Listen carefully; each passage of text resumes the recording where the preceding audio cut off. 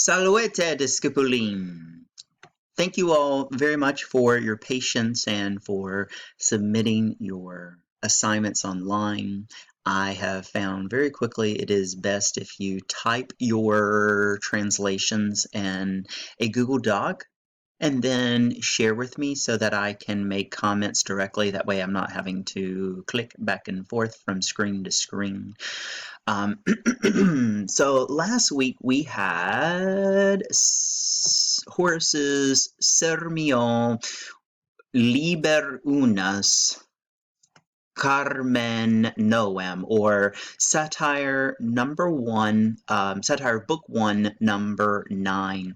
And this is a funny incident where Horace runs into a person on the street, and I'm sure you can, you can kind of feel his empathy that he's not really close to, and he really doesn't want to get much closer to this person. But this person has a keen interest in Horace. So let me go over the translation with you, and I will use my mouse here. So I was going. Most of you all translated that as I go, but I specified here ba signals the imperfect tense. I was going by chance, so forte, not fortiter, bravely, by chance, on the Via Sacra. And I wrote a note over here. In poetry, prepositions are very often going to be gapped, especially if they can be conveyed as some other use, such as here is the ablative place where. Just as is my custom, signifying that he is used to doing this on a normal basis. Thinking about, this is substantive for ego. This is the NS makes it a present active participle for ego, the subject of ebom. So meditating or thinking, I don't know what of trifles. So nugarum here is a partitive genitive.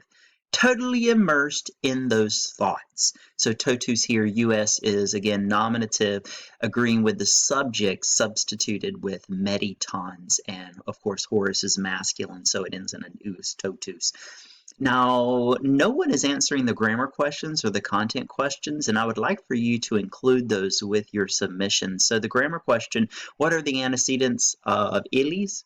It would be nugarum. So trifles. He was totally in his trifles, not thinking about anything else. So the line 2, a certain person, quidam, known to me only by name, ran up. So in this whole poem, Horace will never identify this boor by name. He just gives a general description, but he does know at least, or he admits that he does know this person's name, but that is it. And then here we have an ablative absolute specified off to the side. And after my hand was grabbed, in other words, he grabs Horace's hand to get Horace's attention. Manu is feminine, thus repta ends in an A feminine ending. In poetry, you're not going to get a whole lot of inquit, inquam, as you would normally in prose. Horace is going to supply some words to specify that they are talking. And translation is, what are you doing? Most literally is, what do you do? Sweetest of things, again, a partitive genitive here, and dolcissime is in the vocative, a term of endearment. Here could be one of your superlatives that you were to identify with a degree of an adjective or an adverb. Sweetling, this is the adverb from suaviter, suave meaning sweet, so suaviter, sweetling. As of now, I say. Now, inquam ends in an am, but that is just present tense. It is not future or subjunctive. That is just the present tense spelling of inquit in the first person singular, I say. And I hope everything which you wish. So he is responding to the boor.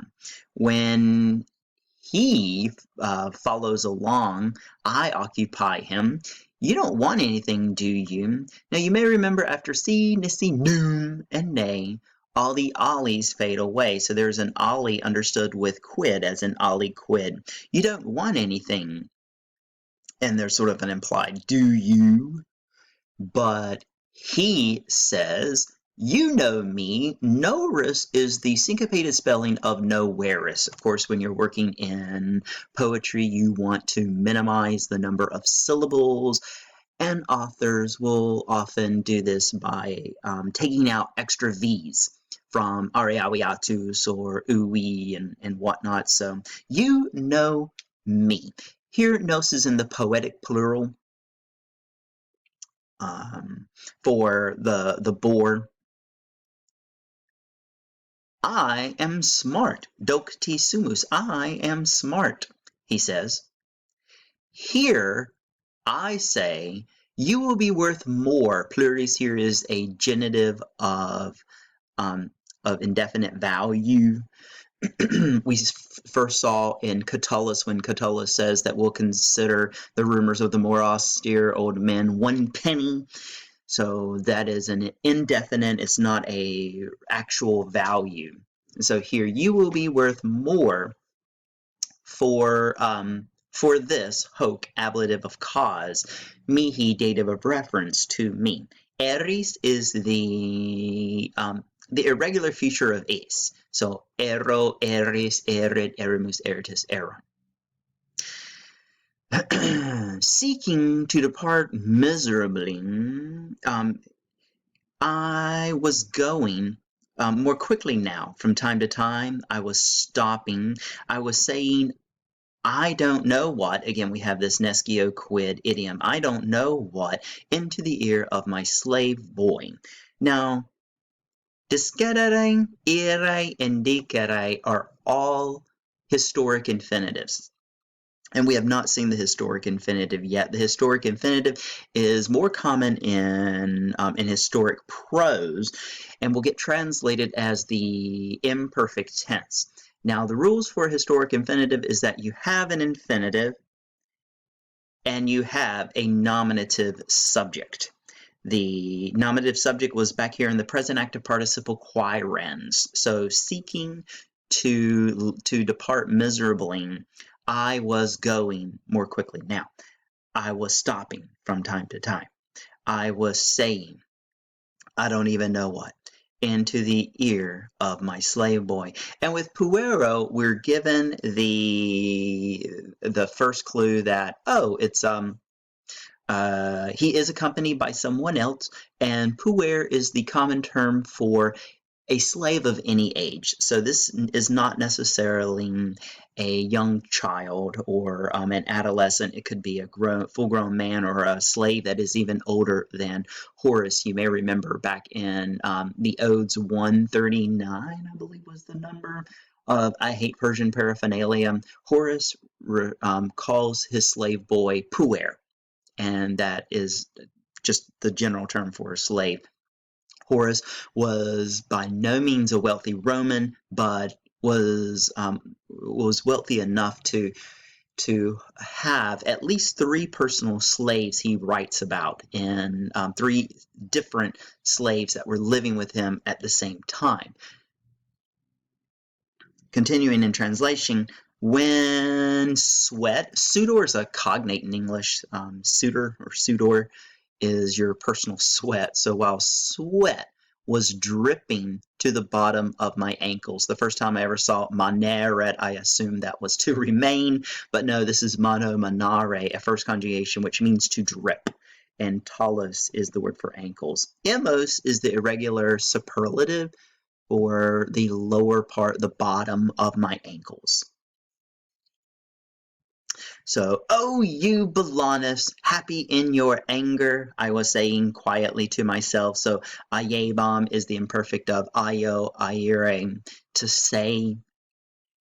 And the answer to number 3, the te follicam, is accusative of exclamation. While he was jibber-jabbering. So gareret means to talk with no purpose is where we get garrulous, like a garrulous person.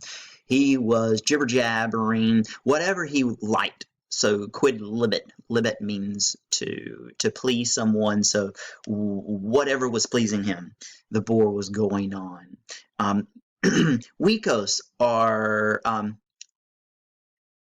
the alleys. The urbem, the city, he was praising.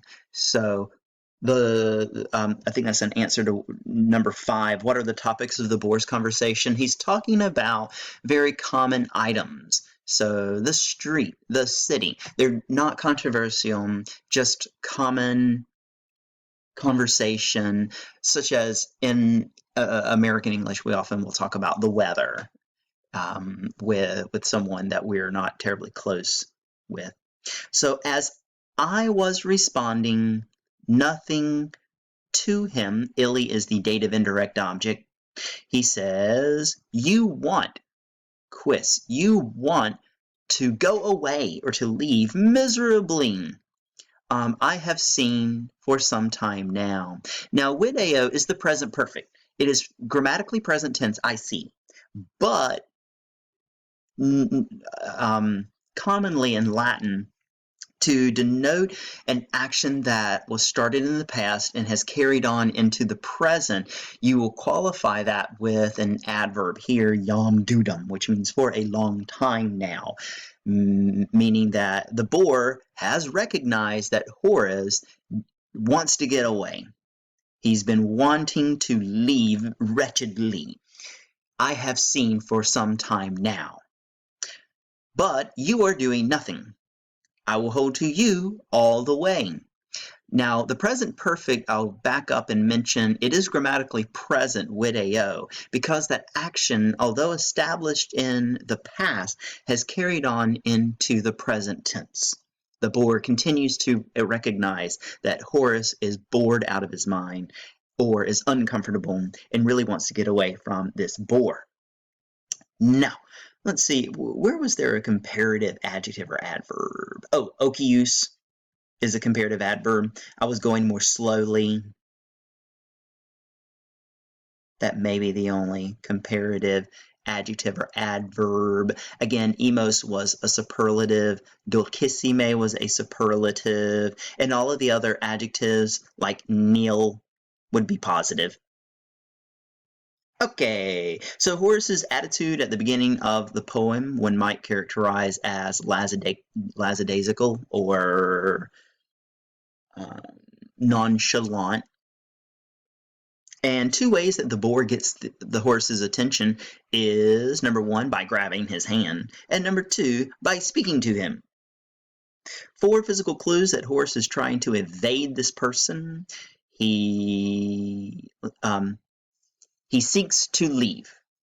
He goes faster. He tries to outpace the boar. Then he stops, thinking that the boar will keep going. He carries on a conversation to his slave boy to show to the boar that Horace is in the middle of something, that he does not have time to entertain the boar. So that would be 1, 2, 3, 4 physical clues that Horace is trying to evade the person. And then that sweat, although the boar would not see that, you probably have had an experience where you are nervous and you will begin to sweat as a physical reaction to the situation. So this week, what I'd like for you all to do is to translate, preferably in a Google Doc, and share with me lines 16 to 30 and answer the content questions and the following grammar questions. So that is our exercise for this week. If you have any questions, don't hesitate to send me a quick email or message me through Remind. Stay safe out there. Walete.